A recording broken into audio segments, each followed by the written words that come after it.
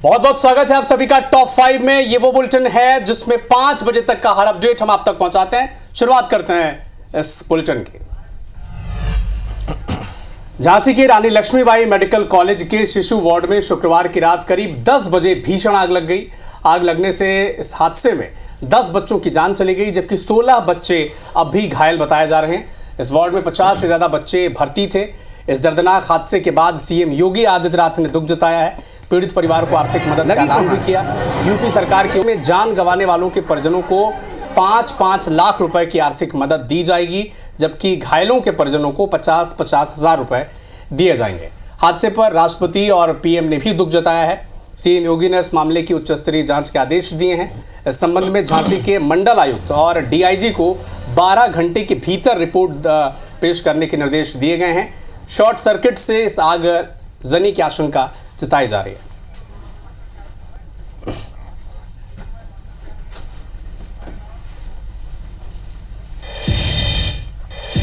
चलिए अब आपको दिखाते हैं सड़क हादसों की तस्वीरें। उत्तर प्रदेश में 2 भीषण सड़क हादसे में 10 लोगों की मौत हो गई, जहां बिजनौर में कार ने ऑटो को जोरदार टक्कर मार दी और इस हादसे में 7 लोगों ने अपनी जान गंवा दी है, वहीं 2 लोग घायल हैं। इधर अमरोहा में सड़क पार कर रहे परिवार को कार ने रौंद दिया। हादसे में परिवार के 3 लोगों की मौत हो गई और 2 गंभीर रूप से घायल भी हैं। पुलिस ने कार ड्राइवर को गिरफ्तार कर लिया है। सभी खेत से चारा लेकर लौट रहे थे, इसी दौरान ये हादसा हुआ।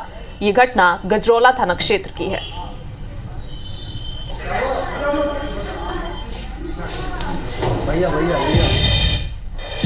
प्रधानमंत्री नरेंद्र मोदी नाइजीरिया के लिए रवाना हो चुके हैं। प्रधानमंत्री नाइजीरिया, ब्राजील और गुयाना की 5 दिवसीय यात्रा पर रहेंगे और राष्ट्रपति अहमद टिनुबू के न्योते पर अफ्रीकी देश जा रहे हैं। 17 साल में यह पहली बार किसी भारतीय प्रधानमंत्री का नाइजीरिया दौरा होगा। प्रधानमंत्री नरेंद्र मोदी इससे पहले साल 2007 में तत्कालीन प्रधानमंत्री डॉक्टर मनमोहन सिंह नाइजीरिया के दौरे पर गए थे। प्रधानमंत्री मोदी रविवार को राष्ट्रपति टिनुबू से मुलाकात करेंगे। उनके बीच भारत नाइजीरिया के द्विपक्षीय संबंधों को और मजबूत करने पर चर्चा होगी। इसके बाद मोदी राजधानी अबुजा में भारतीय समुदाय के लोगों को भी संबोधित करेंगे। वहीं झारखंड में 20 नवंबर को होने वाले दूसरे और आखिरी फेज के चुनाव का प्रचार अंतिम दौर पर है। केंद्रीय गृह मंत्री अमित शाह ने दुमका में जनसभा की। जेएमएम और कांग्रेस ने घुसपैठियों को संरक्षण दिया, ऐसा उन्होंने कहा, जिस कारण से आदिवासियों की भूमि और जनसंख्या दोनों कम हो रही है।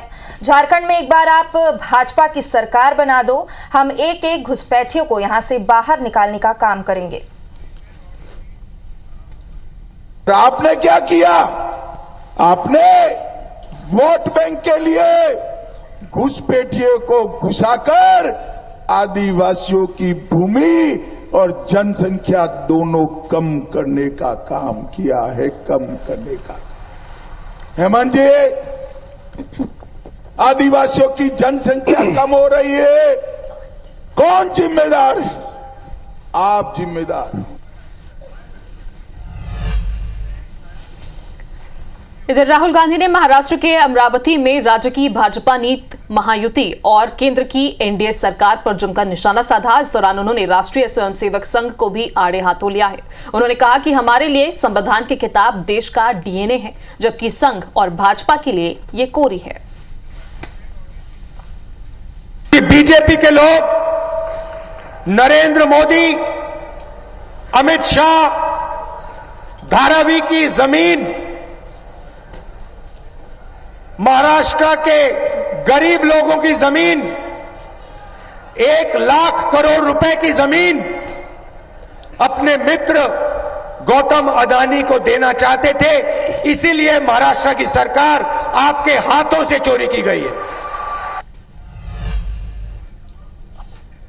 छत्तीसगढ़ के मस्जिदों को लेकर एक बड़ा अपडेट आप तक पहुंचा दें। जुम्मे के दिन तकरीर पर अब वक्फ बोर्ड की नजर होगी। तकरीर के विषय और किन बिंदुओं पर ये होने हैं, इसके लिए वक्फ बोर्ड से अप्रूवल अब कराना होगा। मंजूरी के बाद ही मस्जिदों के मौलाना तकरीर कर सकेंगे। वक्फ बोर्ड के अध्यक्ष ने मुतवल्लियों को ये निर्देश भेज दिए हैं। अगले शुक्रवार से ये नई व्यवस्था लागू करने के निर्देश दे दिए गए हैं। तकरीर के विषय की निगरानी वाला अब छत्तीसगढ़ पहला राज्य होगा। निर्देश पर वक्फ बोर्ड ने बयान भी जारी कर दिया गया है। और वक्फ बोर्ड का कहना है कि मस्जिदों को सियासत का केंद्र अब नहीं बनने देंगे। भड़काऊ जज्बाती विषयों पर तकरीर नहीं होगी।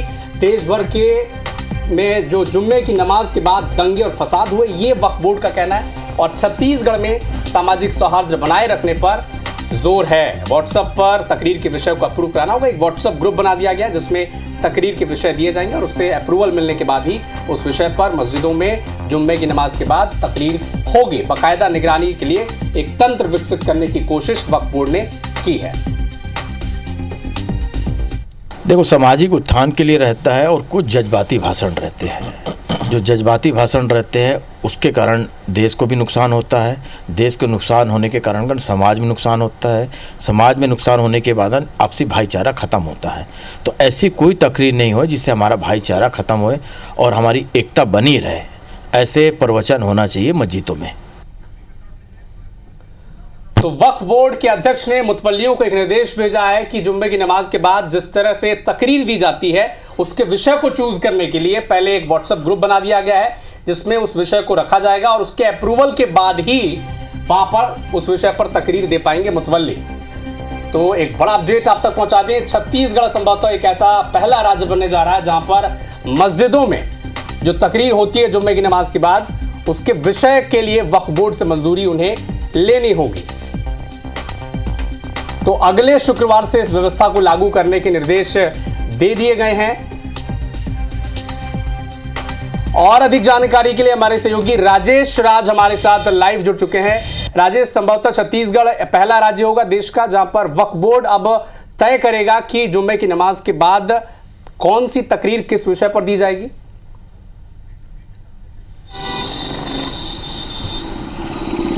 देखिए, जो पहल है और अगर लागू होता है तो निश्चित रूप से छत्तीसगढ़ देश के सभी राज्यों केंद्र शासित प्रदेशों में सबसे पहला राज्य होगा जिसने इस तरह की व्यवस्था की है।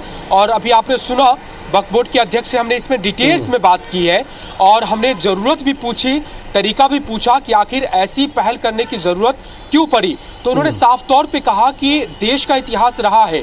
जम्मू कश्मीर में आप देख लीजिए, धारा 370 लगी हुई थी, जुम्मे की नमाज होती थी और उसके बाद मौलाना के उन्मादी जज्बाती तकरीर होते थे और उसके बाद सुरक्षा बलों पर पत्थरबाजी होती थी, दंगे फसाद होते थे। देश के दूसरे राज्यों में भी ऐसा हुआ, इवन कि छत्तीसगढ़ में भी ये जिक्र खुद जो वक्फ बोर्ड के प्रदेश अध्यक्ष है डॉक्टर सलीम राज, उन्होंने कहा कि जो कवर्धा में कांड हुआ था, दंगे हुए, उसमें भी यही देखा गया कि जुम्मे की नमाज के बाद में वो तकरीर हुई और उसके बाद युवा गुमराह हुए और फिर जाकर के वो दंगा हुआ।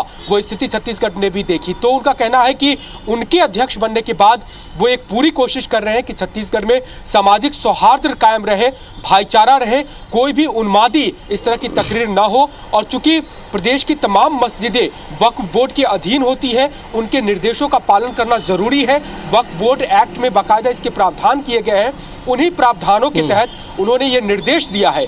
व्यवस्था ये की गई है कि प्रदेश के जितनी मस्जिदें हैं उसके मुतवल्ली यानी जो मैनेजर होते हैं उनका एक व्हाट्सएप ग्रुप बना दिया गया है और ये निर्देश दिया गया है कि आप हर शुक्रवार को आपकी मस्जिद में जो आपके मौलाना है वो किस विषय पर तकरीर करेंगे वो विषय हमें पहले अवगत कराए। और वक्फ बोर्ड में एक पदाधिकारी की नियुक्ति की गई है जो उस व्हाट्सएप ग्रुप पर नजर रखेगा। जो विषय आएंगे बाकायदा उस विषय को देखेंगे, लाइन भी पूछेंगे कि इस विषय के किस लाइन पे किस दिशा में आपकी तकरीर होगी वो भी पूछेंगे और फिर उसमें क्या जोड़ा जा सकता है, क्या घटाया जा सकता है, इसके भी निर्देश देंगे। और फिर अप्रूव्ड होने के बाद बिल्कुल तकरीर के हर बिंदु पर, हर विषय पर चर्चा होगी और उसी के आधार पर तय होगा कि जुम्मे की नमाज के बाद किस विषय पर और किस लाइन में, किस दिशा में ये पूरी तकरीर दी जाएगी। आप नजर बना के रखिएगा राजेश, आपसे अपडेट हम लगातार लेते रहेंगे।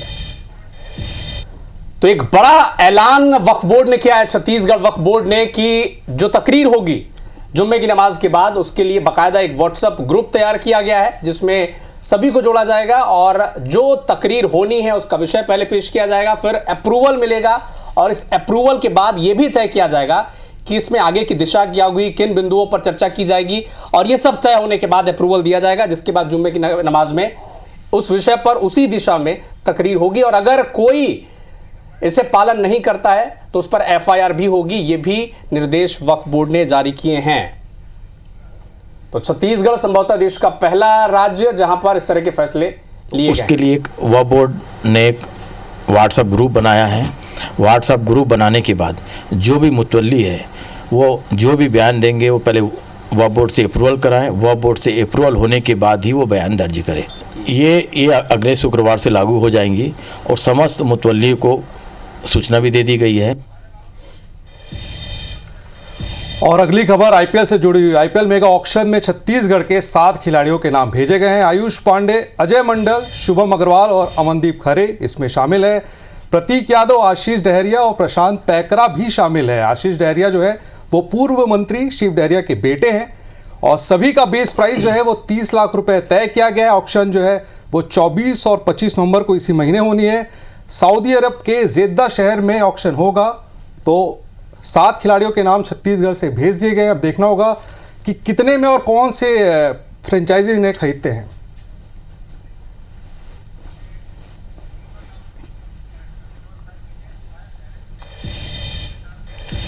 और छत्तीसगढ़ में धान खरीदी को लेकर सियासत तेज है। धान खरीदी को लेकर नेता प्रतिपक्ष डॉक्टर चरण दास महंत ने धान खरीदी को लेकर बीजेपी सरकार पर जमकर हमला बोला। उन्होंने कहा कि सरकार छत्तीसगढ़ के लोगों को बेवकूफ बना रही है, कहीं भी खरीदी शुरू नहीं हुई है। बता दें कि नेता प्रतिपक्ष चरण दास धान खरीदी की शुरुआत की जमीनी हकीकत जानने अपने विधानसभा क्षेत्र सक्ती के कई धान केंद्रों पहुंचे और मौके का जायजा लिया था।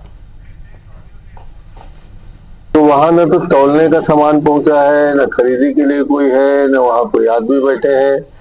तो मुझे देख के आश्चर्य हो रहा है कि छत्तीसगढ़ के लोगों को, छत्तीसगढ़ के किसानों को भारतीय जनता पार्टी की सरकार इस तरह से क्यों बेवकूफ बना रही है कि 14 तारीख से धान खरीदी होगी। आज 14 तारीख समाप्त हो गया और कहीं भी शुरू नहीं हुआ है धान खरीदी का मामला। और इधर इंदौर में अब हिंदी को बढ़ावा देने के लिए दुकानों के नाम हिंदी में कराने के अभियान की शुरुआत की गई है। शहर के एमजी रोड पर जिला कोर्ट के बाहर बने मार्केट से इसकी शुरुआत की गई है। शहर को सुंदर बनाने के लिए दुकानों के सभी बोर्ड का साइज एक होगा और हिंदी में नाम होंगे। मातृभाषा में बोर्ड हो, सुंदर स्ट्रीट हो, एक रूपता हो। इस अभियान के तहत एमजी रोड पर डिस्ट्रिक्ट कोर्ट के बाहर और प्रेस क्लब की लाइन को एक रूपता में हिंदी में एक जैसे बोर्ड बनाने का काम हम करेंगे। देश के अन्य शहरों में भी ये है, तो एक अच्छा प्रयास हम कर रहे हैं और वो सफल रहेगा तो इंदौर की 2-3 सड़कों पर और उसको करेंगे। इधर कांकेर में एक बार फिर सुरक्षा बलों को बड़ी सफलता हाथ लगी है। डीआरजी, बीएसएफ, एसटीएफ के संयुक्त ऑपरेशन में सुरक्षा बलों ने 5 नक्सलियों को ढेर किया है, जबकि कई घायल बताए जा रहे हैं। कांकेर जिले के टेकामेटा के ककूर जंगल में सुबह 6 बजे ये मुठभेड़ हुई और इलाके में अभी भी सर्चिंग जारी है। नक्सलियों के जमावड़े की सूचना पर अलग अलग जगहों से 1400 जवान सर्च ऑपरेशन के लिए भेजे गए थे। मुठभेड़ की शुरुआत आज सुबह 6 बजे हुई और इस दौरान 2 जवान घायल भी हुए। सुबह इसी मॉर्निंग टाइम में 6-6:30 के आसपास हुआ, जिसमें बताया जा रहा है कि 10 से 20 नक्सली थे वहाँ, जिसमें से 5 नक्सली ढेर हो गए, जिसमें से 2 जवानों को गोली लगी। एक जवान के मतलब पैर में लगा और एक जवान के सिर में। तो दोनों जवान अभी थोड़ा सुरक्षित हैं। इसमें अभी तक 5 माओवादियों का शव बरामद हुआ है और इसमें कुछ हथियार और विस्फोटक सामग्री भी बरामद हुआ है, जिसकी डिटेल्स अभी हम पूरी तरह से पुष्टि नहीं कर पा रहे। और इसमें 2 जवान घायल है, इनकी एवैक्यूएशन अभी की गई है।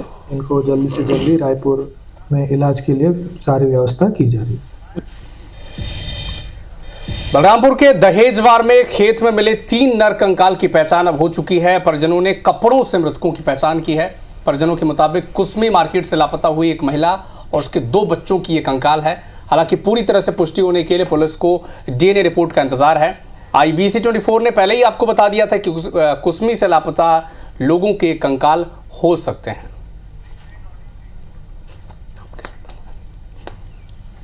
पुलिस वाले लोगों का भी इसमें लापरवाही हुआ है सर, लेकिन उसके बावजूद भी मैं 3-4 बार टीआई को बोलने के बावजूद भी वो नहीं ध्यान दिया। वो बाबू का कपड़ा को हम ही लोग दिए गया था, उसी से पहचान हुई है। परिजनों द्वारा उन लोग पहचान किए हैं कि वही लोग हैं। परिजन लोग बताए ऐसा और उस नरकंकाल को जो है उसका पीएम कराया गया और पीएम करा के बॉडी को परिजनों को सुपुर्द किया जा रहा है।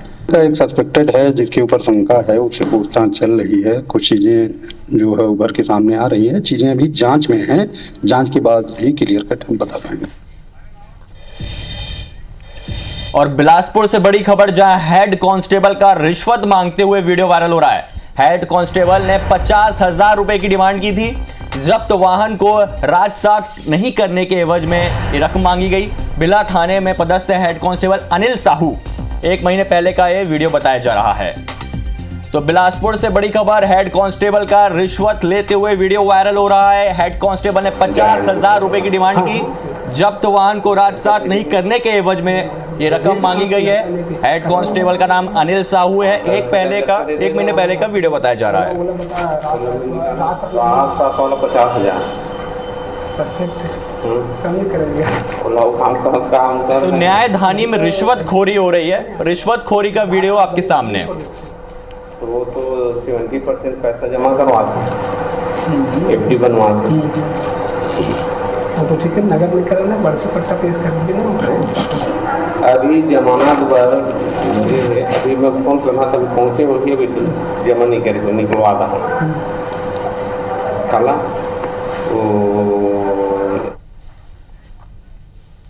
चलिए अब लोरमी से बड़ी खबर है, जहां पर केंद्रीय राज्य मंत्री तोखन साहू का बयान सामने आया। केंद्रीय राज्य मंत्री ने गांधी परिवार पर निशाना साधा है। उन्होंने कहा, मैंने कभी नहीं सुना कि राष्ट्रपिता महात्मा गांधी के नाती पोतों का नाम राजनीति में आया हो। देश का दुर्भाग्य देखिए, नकली गांधी बनकर ये सत्ता में आ गए हैं। सत्ता में आने के बाद ये देश को लूटते रहे। नकली गांधी से इस देश का भला नहीं होने वाला है।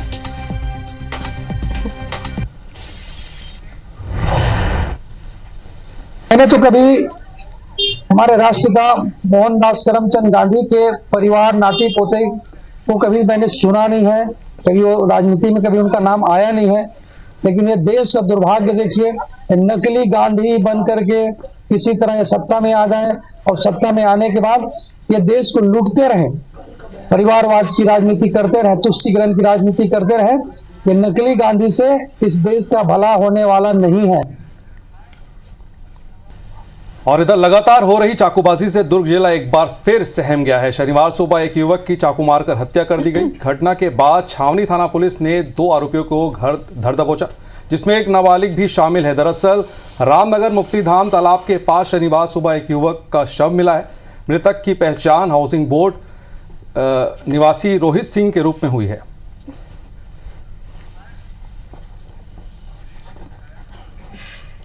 खबर सरगुजा से। सरगुजा जिले में एक ग्रामीण अपनी बंधक पत्नी को छुड़ाने सरगुजा एसपी से गुहार लगाने पहुंचा। मामला सीतापुर थाना क्षेत्र के किरजू गांव का है, जहां महिला के पति विजय एक्का ने बताया कि उसकी पत्नी अर्जंती एक्का को कुछ लोग बहला फुसला कर श्रीनगर ले गए और वहां बंधक बनाकर उससे काम करवाया जा रहा है।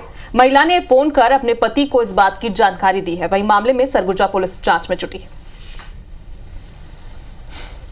मेरी पत्नी 3 महीना से लापता है। घर में बहुत आर्थिक समस्या है। मम्मी बाबूजी की भी तबीयत खराब है। बच्चों का भी संतुलन बार बार खराब हो रहा है। मैं दरख्वास्त करता हूं पुलिस अधीक्षक महोदय से कि जल्द से जल्द ढूंढ कर लाने की प्रयास करें। विजय एक्का के द्वारा पुलिस अधीक्षक कार्यालय में एक आवेदन दिया गया है, जिसमें उसकी पत्नी जो है अंजति एक्का, ये 13/8/2024 से जो है कांसाबेल जा रही हूँ कहकर अपने घर से निकली और आज दिनांक तक वापस नहीं आई है। तत्संबंध में चौकी किरजू और थाना सीतापुर में जो है गुम इंसान कायम किया गया है और उसमें पतासाजी की जा रही है। और अगली खबर भोपाल के एमपी नगर से, जहां थाने का घेराव किया गया। 9वीं की छात्रा के साथ छेड़छाड़ का विरोध किया गया। पुलिस ने कार्रवाई किए बिना आरोपी को छोड़ दिया है, ऐसा परिजनों का आरोप है। आरोपी छात्रा को सोशल मीडिया पर ये आरोपी धमकी दिया करते थे। सोशल मीडिया पर अश्लील मैसेज भी भेजा करते थे। पहले भी पीड़िता के घर जाकर तलवार दिखाकर दहशत भी फैलाई गई थी। इससे पहले भी अरेरा हिल्स थाने में शिकायत दर्ज कराई जा चुकी है।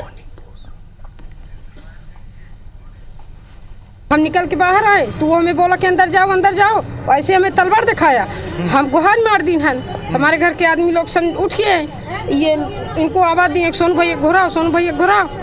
और फिर तब से हमारी बीबी बढ़ गई। गया पुलिस को फोन लगाया, पुलिस बहुत लेट आई। हमसे मन की इंक्वायरी, हमने पुलिस को 4 चोटियाँ दी, गिरफ्तार करवाया मुलजिम को। 3:30 बजे रात को यहाँ के MP नगर थाना और अपनी जो क्या बोलते हैं RS का था, दोनों पुलिस ने वहाँ से गिरफ्तार करा, मुलजिम को रात को करवाया, उस मुलजिम को छोड़ दिया। कोई एक आकाश व्यक्ति है, हालांकि हमारे थाने में ये पहली बार ही आया है। थाना अरेरा हिल्स में इसके खिलाफ 2 मामले कायम हैं।